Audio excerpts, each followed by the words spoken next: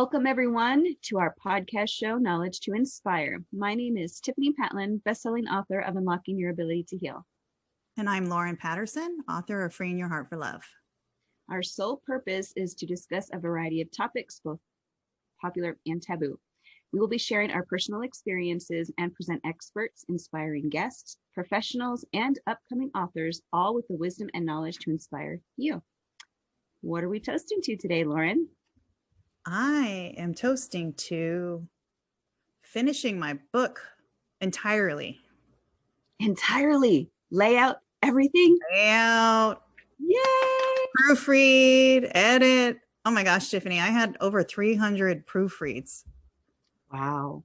I know. I was like, and I was reading through them and I was like, how did I miss that? Yeah, I had some in mind. I don't know if you know this, but I had to go and re-upload my Kindle version because I found mistakes after the fact. Is that crazy?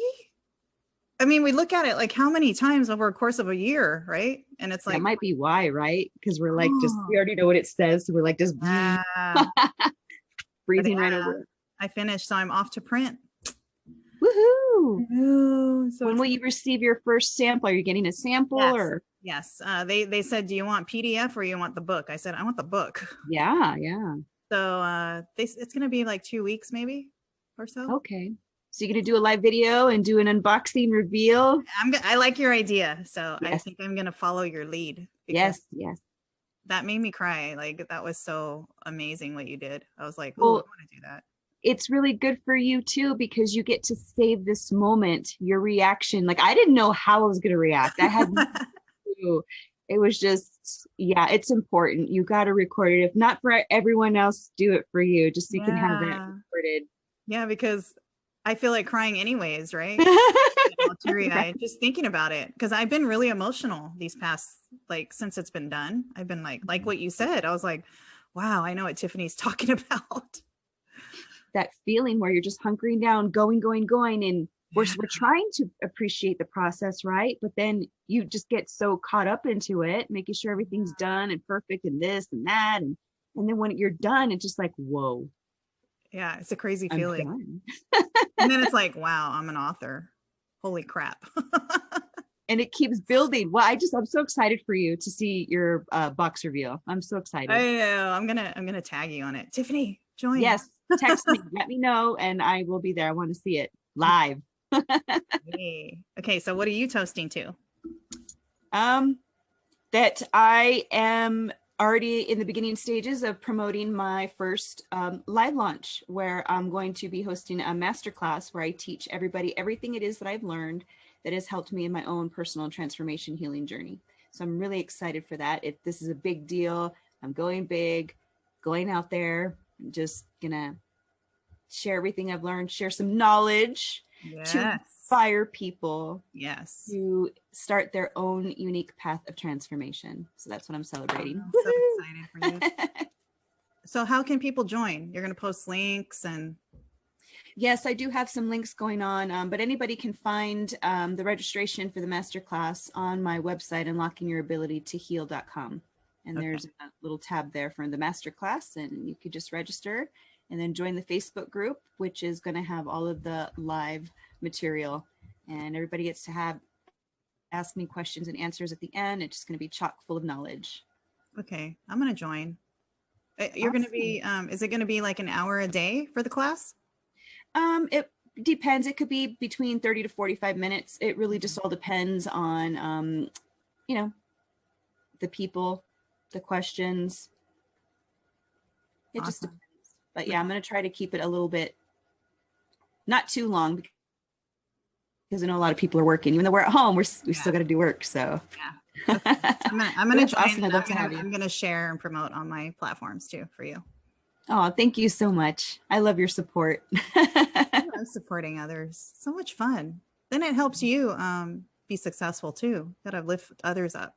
Yes, lift each other up, empower other women. Empowered women empower other women. I love that quote. I know, me too.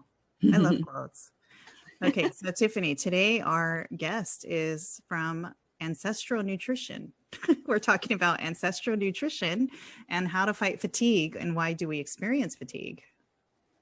So that is our guest Love it. today. We were supposed to have Rachel and Gui, which are husband and wife, but Rachel couldn't make it, so we have Gui here.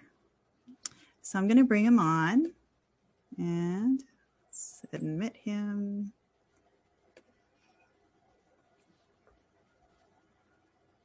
Hi, Gui.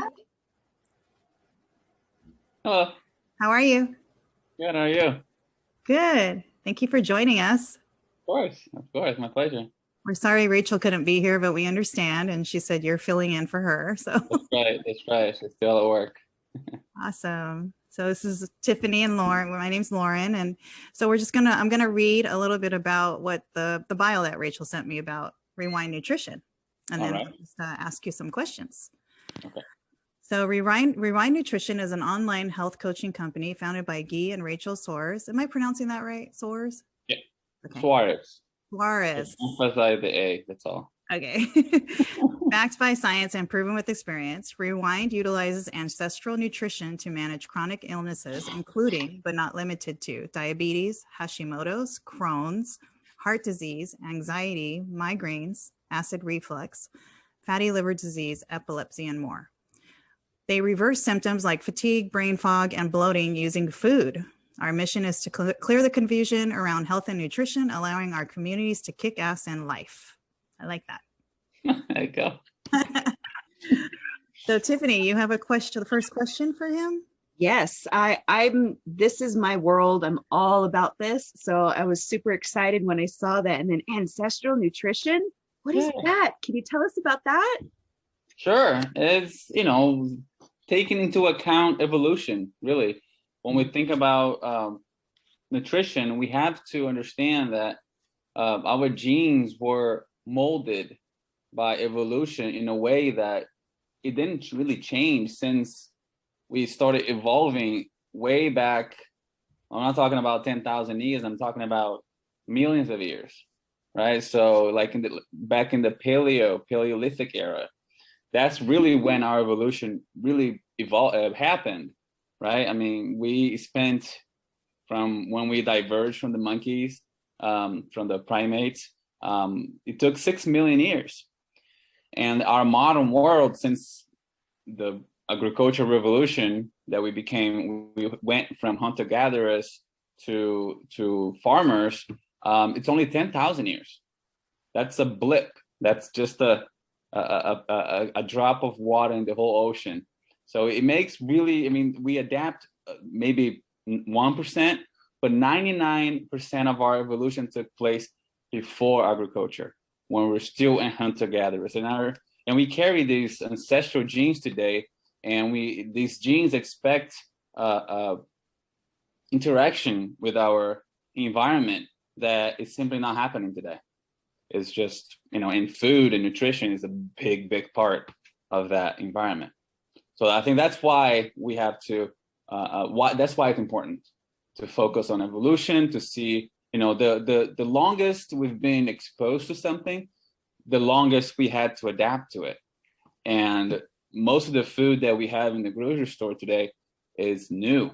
It's, evolutionary speaking, it's completely new. Process. So we just, exactly. So what inspired you and Rachel to start this business? Because we all have an inspiration that sparks us to start something. Sure. Well, our own health. I was dealing with brain fog and fatigue in my mid-20s. I just thought that wasn't supposed to be, if I was feeling that bad and couldn't go to the gym, I couldn't, think right, what would happen years after that? If my mid-20s, like the prime of my life, I was already feeling shitty like that. So I dug deep. I cut the carbs at first, and then still felt bad. I kind of lost weight, but I still felt bad. I still didn't have the energy, and I didn't understand how people like the gym. I mean, I used to go to the gym because I was disciplined, but I stay in the car, like psyching myself up for like 10 minutes before I went in. But it just didn't make sense that I would be that tired and that not wanting to move that much. So that inspired me to find out why that was happening. And I found out that what we put in our bodies today has a huge impact in how we live our lives, how we see things, our moods, our brain power, everything. And I also understood that our environment today is completely stacked against us, today. And we have to make intentional choices, intentional dietary choices, because nowadays we just have everything accessible, things that never happened in our evolution. Now we have kiwi from New Zealand coming in every day. I mean, you can buy bananas at the grocery store. There's nothing like that around me, at least. So we had like a great quote that in my journey, I found out that it makes sense, and it kind of summarizes everything. It's like that. You gotta eat fresh, local, and seasonal. If you do those three things, you're set. You're way ahead of the game. And guess what? You're gonna be eating a low carb diet just by following those three values. What do you think about the Samoa types, the different body types? Like, do you agree with that people should learn their body type before they choose an eating style? Like talking about the ectomorphs and mesomorphs? Yes. Okay. Yes, I would think that you would know, but I think at the end of it, it starts in the same root. I mean, what's good for one human, it's gonna be like the basics. It's gonna be pretty much the same for everybody. I mean, you have your ancestry to look on, you have your evolutionary past to look on. Like some people in the Northeast Europe, they can do dairy really well, something that most of the world can't. Some other people in the equator, like next to the equator, they can do a lot of fruits and they thrive in a high carb diet. But that's not the majority.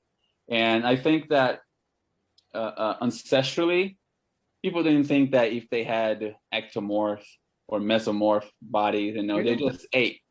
They just ate what was in front of them. I mean, they just ate what the environment gave them. Right. So seasonal, right? Yeah. Seasonal, exactly.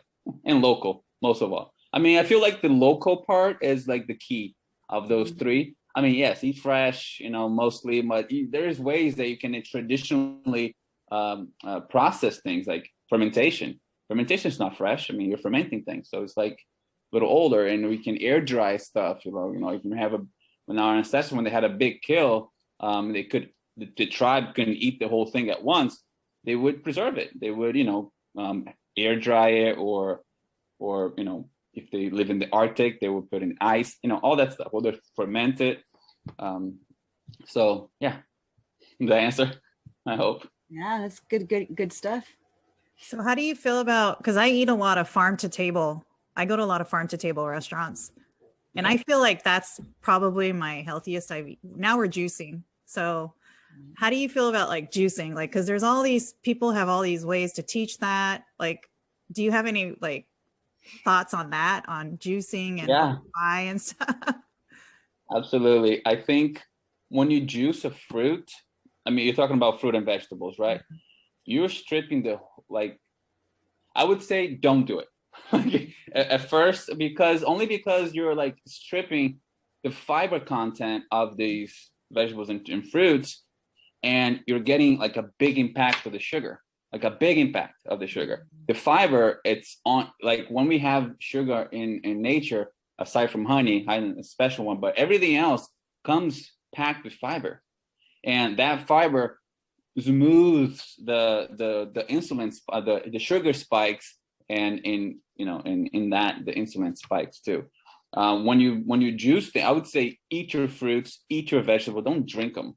I'd say that that's your liver, when you eat fruits especially, your liver is the only one that can metabolize and assimilate the sugar in fruit, and that's a big deluge of sugar all at once. When you drink an orange juice, would you how many oranges do you put in the juice, more or less, when you have it? Like a little wedge. Just one wedge? Yeah. Oh. But you mix it with other stuff, right? Yeah. We have Oh, kids. okay. No, I'm like- talking about orange juice, just orange juice. How We many don't- oranges would go in the orange juice? Yeah, It would be a lot. yeah, orange juice. Yeah, like I don't at least drink orange 3. juice. Yeah. Okay, but you know, in just for an example, you can be other fruits too. But to get and I'm talking orange juice because orange is juicy. So you will need like at least 3, I'd say. Mhm. When you go to a restaurant, they say 3 oranges in the juice. To eat 3 oranges in one sitting is hard, Yeah. and most people wouldn't. You know, you eat one and you'd be full and you'd be like satiated, or you know, or you're done. But now when you're juicing it, you're eating 3 at once. Mm-hmm. It's a big sugar deluge in your system, and it's hard to assimilate. Yeah, it's a good tip. I'd say that orange juices, apple juices, all these things are no better than sodas, because of the sugar content. Is when you drink your meal, like when you're juicing things, or the smoothies are different, because when you blend smoothies, the fiber is still in it. Mhm. So even though you're drinking it, you're drinking this like thick, fibrous liquid. That's better. I would say that if you still want to do that, don't strip the fiber away. Put it in the blender, blend it all together. Yeah. Okay. Right? That's a good tip. I wanted to know how you guys use ancestral nutrition to combat anxiety, because anxiety disorder is huge and unfortunately very common in the world. Right. Anxiety. Well, have you heard of the gut-brain connection? People talk. I have, but our listeners probably Yeah. haven't. I So haven't. I'll need to elaborate. Well, the gut-brain connection. So it's been shown. It's been theorized that the same tissue that makes your gut makes your brain. I mean, think about your like a picture of your intestine, your gut, right? Your digestive system, and a picture of your brain.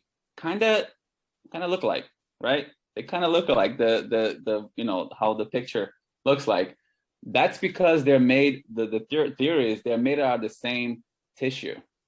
So what is good for the gut, most of the time it's good for your brain. So if your gut's happy, so that's the first step in your health journey, is to get your gut happy. Then everything falls in place, because we think of serotonin and dopamine and all these like neurotransmitters that we assimilate, that we related with the brain, is actually made in the gut. Like 98, 95%, like a big amount is made in the gut, you know, and then it travels to the brain, and then it does what it, you know, all this reward system that we have. So the gut-brain connection is really important. And to combat anxiety is poor gut health, you know, and when you give your body and your brain and your gut the right nutrition, everything falls in place. I mean, there's the common result that we get with our clients when they have this kind of neurological issues that they want to address is it's that they say that they calm down, they're less anxious about work, and they're less overwhelmed. That's what they use. The word they use. Things don't affect me as much. I mean, they get less overwhelmed with problems. You know, that's because you're putting the right nutrition in your body. And when your body is nourished, your brain is happy and is firing on all cylinders. Everything, I mean, life is not hard. Life is not that hard, at least for them, you know, because they've been dealing with this their whole life. And, you know, with the brain issues, it becomes something that sometimes it's unbearable. And when you put the right nutrients, the right information into it, because that's what we call food too. Food can be nutrition, fuel, but food is information. And the information that you put in your body uses that information to tell that you're satiated, you're nourished, and you're healthy. So to combat anxiety is just eating right and not giving your body like huge spikes of insulin for the most part, and and put healthy fats. I mean, when you add the fat component into your diet, you know, it would be feeling fat since the 50s, since the whole era of low fat nonsense that we went through. You saying, which was completely unfounded, based on bad science, and we went low fat, and all these problems started arising. Isn't it because they added sugar in it? They like had to rename the sugar labels so it's sugar. So people are buying low fat foods. They're like, why am I not losing weight? Right? Well, when you take the fat out, you got to put something else in it, right?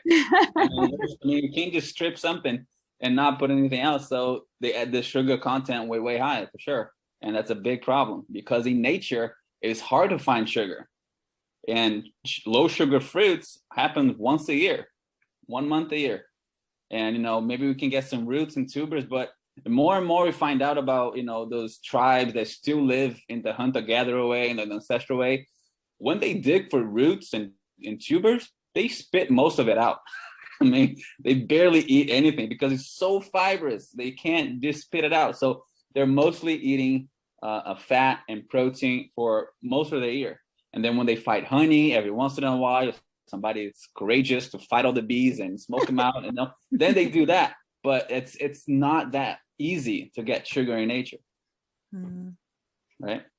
Not as easy as it is to go to the store and get a candy bar. Absolutely not. That's the problem, right? That's why we have to make intentional choices today, not in order about our diet, because we just have everything.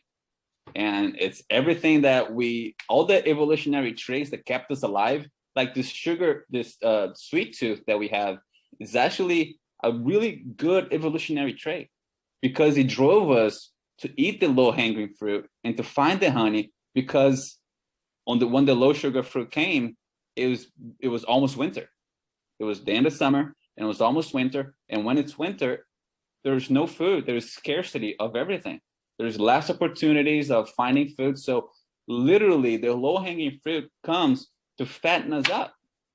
And when we get a little fattened up, we have more fuel, because fat in our bodies is literally fuel that we carry around. Like when we fill up our car with gas, that's the fat in our bodies is our gas. It's how we, can dip into it when our fuel is low. And then, the sugar fruit comes, get us a little bit fatter, and we were able to go through the winter, and not die, and not, that's why our species is still here. But today, it's coming to bite us in the ass, because we just can do it all the time, and something that never happened before. So because I understand what you're saying, and I try to get to that point. I know this is Tiffany's wheelhouse, but my family, we like fast food. We like who doesn't? It's fast, and we're a Taco Bell family, but it is bad for you. We don't do it a lot. We do it in moderation, but everybody has a cheat day, right? I'm pretty sure the listeners are not perfect in their diets, which we all want to be, we strive to be, but what do you recommend to do for that sweet tooth and still be healthy? I know Tiffany has a lot of things that she does, but for me, I go straight for the Twix or the Snickers. No. Which is probably not something you want to hear, but I'm just being real here. No, I hear you. And that's a lot of people's life, right? They go for the Twix because it's literally an addiction. There are studies. I mean, there have been a really famous study that they put mice that was already addicted to cocaine, and they gave them sugar. It took 2 days for that mice to forget cocaine and went for the sugar all the time. Yeah, sugar is that addictive, and they also put that MRI in the brain, and to see MRI, I think the MRI.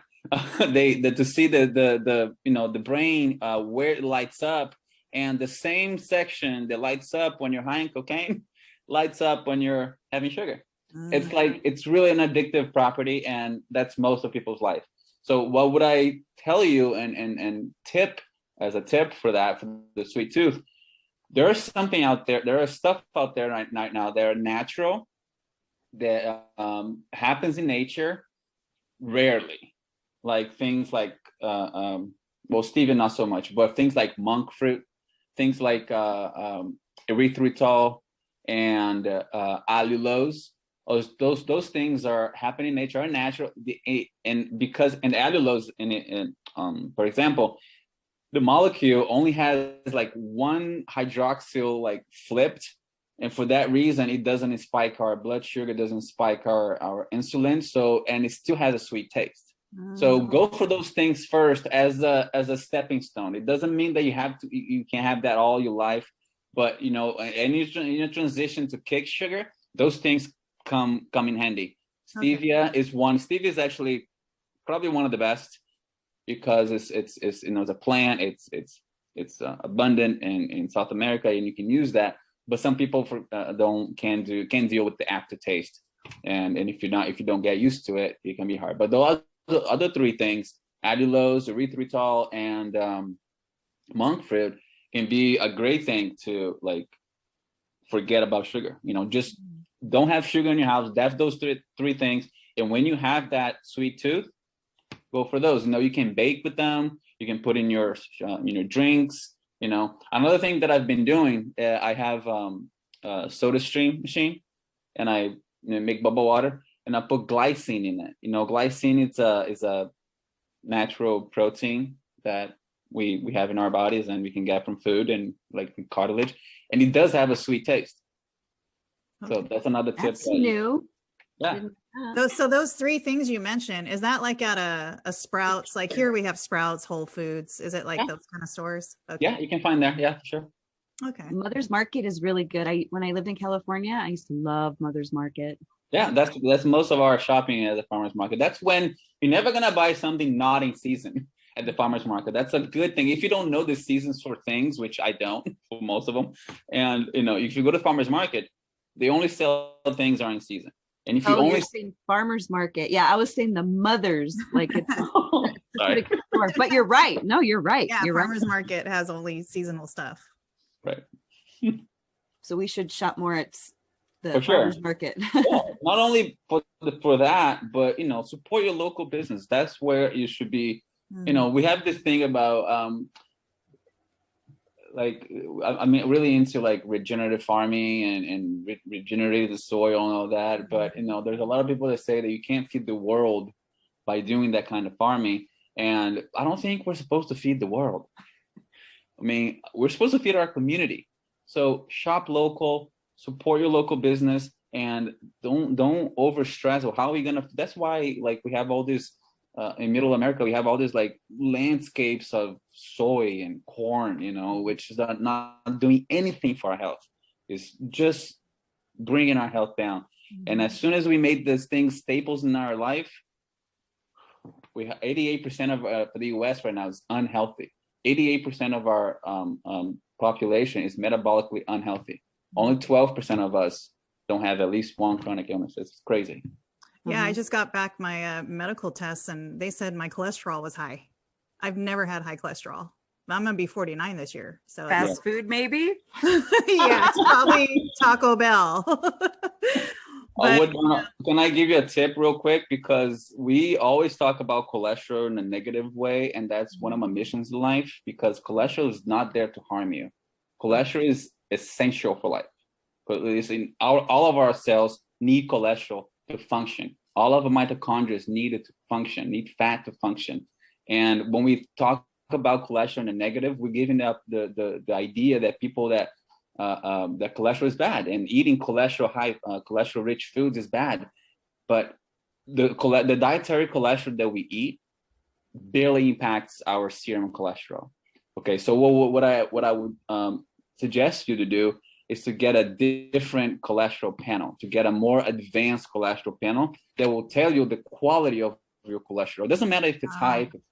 I mean, I don't care. I don't even care if I have high cholesterol, but all my cholesterol is really healthy. I mean, we got to take this, it's an NMR test or a cardio IQ test with Quest Diagnostics, and they give you the quality of your cholesterol. Okay. And then that's what's important to know. You know, because cholesterol has nothing to do with heart disease unless it's oxidized.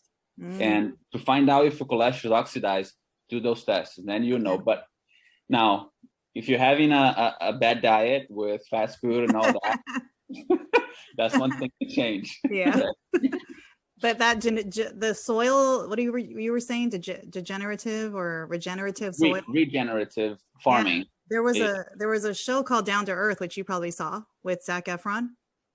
Oh, I didn't see it. Okay, so that you have to watch. Tiffany, you should watch it. It's I'm writing it down. It's really good. It opened our eyes. We were good for a good week on all this natural stuff, and then we went back to our bad diets. But that show is really good. It talks about people doing that type of farming, which I was really intrigued by it. Is that putting minerals back into the soil? Yes, exactly. When we put in summary, like they use cattle and other ruminants, they put it on the soil, and that, you know, when they put animals in the soil, you're really making the soil fertile, more fertile, right? More deeper and denser, and with they're peeing and they're pooping and they're scratching and they're moving on, they're eating, you know, and they're like this seasonal grazing, right? They manage the grazing so they don't overgraze, and that mimics the natural cycle that we always had. You know, we had bison going roaming all North America, you know, and then moving because of predators and moving because of seasons and all that. And that was the cycle that we're trying to mimic with regenerative farming. You know, by doing that, the soil, when you have the soil more fertile, it's literally sequestering more carbon. And that's what we want. We want carbon in the soil and not in our atmosphere. So when you have the regenerative farming, we have like farms nowadays here, they're taking this initiative and they're literally fixing other people's problems because they're carbon negative. That means their soil is sequestering more carbon that they're producing. So, you know, their neighbors that still do the regular farming, they're fixing their problem.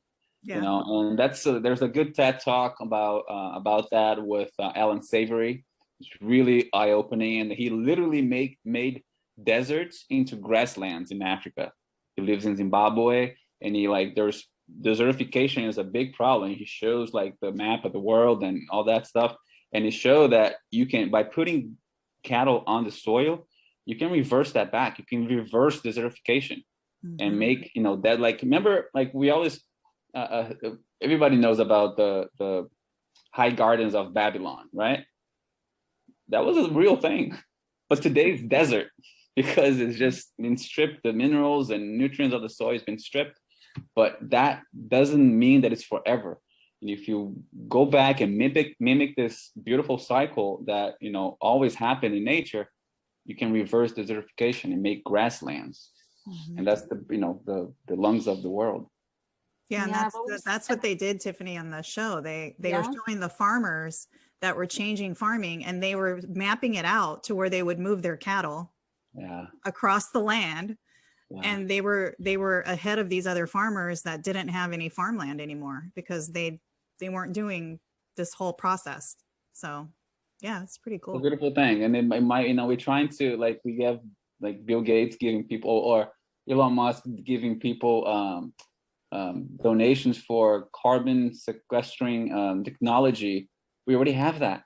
It's called cow poop and cow pee-pee. You know, we just have cattle in the soil, and that happens with sequestering more carbon that way. You know, there's no need for the new technology. I mean, we just invest in the right thing that mimics the beautiful natural cycle that we've always had. That's another conversation. I've always said that every time I see, you know, a whole bunch of trees just lining up a sidewalk or a street, I'm like, why can't that be fruit trees? Like, it should be fruit trees. Sure. Like, they're paying and they're having this split there. Why not make it a fruit tree? And then somebody said, because we were talking, and they were like, well, maybe it's because, you know, the fruit would fall on the ground if nobody ate it all. I'm like, oh, composting, like, it's natural, like, it's biodegradable. It's not a big deal. And then it's just like, oh, well, they're going to have to hire people to come pick up, you know, and clean up. I'm like, creating jobs. Like, it's always something. It's always something. That's crazy. Yeah. It's beneficial. Oh, I love it. This is good stuff. Yeah, really good. So how can people find you? You're on social media. We'll post your social media links, but they can go to your website. Yeah, our website is called rewindyournutrition.com. Rewindyournutrition.com. Our business is called Rewind Nutrition. At Instagram, we can find us at Rewind Nutrition. And also on Facebook, Rewind Nutrition, and Facebook too. Yeah, that's the main places you can find us. We also, I'm sorry. Oh, it's okay. I just wanted to see if you could like maybe just give a little insight to our listeners on what it would look like to work with you so they know what to expect. Sure. We break our coaching program into 3 months. That's I think a good amount of time for you to get rid of the cravings and get fat adapted, and get rid of the toxins in your diet and actually give your body enough time to adapt, because there's always an adaptation period, right? And whenever you change any habit, as bad as it can be, there's always an adaptation period, and if you're implementing good habits, that also takes an adaptation period, and that can take a little bit of time. So that's why we make our program 3 months. That we feel like that's a good amount of time for your body to assimilate everything and switch, flip the switch on the fuel source and all that. Yeah, so we break it down in 3 months, and yeah, and that's it. So you're just coaching people. Oh, sorry, there's more. So we coach them through Zoom, right, or through any other app like that. The thing that we pride ourselves the most, it's not that we give you the how to do it, because that's easy. You can find out how online and implement it, but we have to give you the why. I think the why, it's what makes it stick, and that's why we dive into ancestral nutrition, and we dive into the toxins, and we dive into why sugar should be at least minimized as much as possible because of the addiction problem. And we literally hold hands through every day. We have we keep contact through messaging, the messaging app, WhatsApp or Viber, what have you, or Messenger. And yeah, so we change, we switch, we trade photos of the pictures. We want to know what they're eating, and we can give tips for your plates in the first month, and then we enforce in the second month, we enforce tracking, because you just don't know how much you're eating if you never looked at it that way. You don't know how much you're actually putting in your body, how much of this, how much of carbs, how much fat, how much protein you're actually eating, because you never looked at it food that way. So we tell people to download an app and log their food after the first month. The first month is just focus on quality of food, just changing your habits, right? And in the second month, we focus on the quantity, because that also play a part. I mean, we focus on not counting calories, not giving calories that much importance, but it's part of the equation, a small part. Like things that today people think calories is all be all, but it's a small part of the equation. And most of the time, you don't have to count them. But we want to know how much you're eating, how much of this, how much of that, what's your macro ratio and all that. And we implemented the last month some intermittent fasting, if applies to the person. It has to come naturally. It has to be something that you've been noticing that you're not really as hungry as you were. Because that's what carbs does. That's what fast food does, Lauren. It just keeps you coming for more. It really keeps you coming for more. And then after you eat it, 30 minutes after, you're already hungry. Mm-hmm. Something that doesn't happen if you focus on nutrient-dense foods. Mm-hmm. You start noticing that you're not as hungry. You're not as driven by the look and by the food anymore. So when that comes naturally, then we try to implement intermittent fasting, which is something very ancestrally coherent, ancestrally consistent. I mean, we didn't have our stories in every corner, and sometimes hunts weren't successful, and sometimes there's nothing to gather.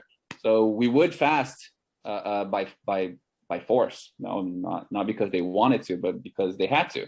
And today, since we have everything accessible, we have to make intentional choices.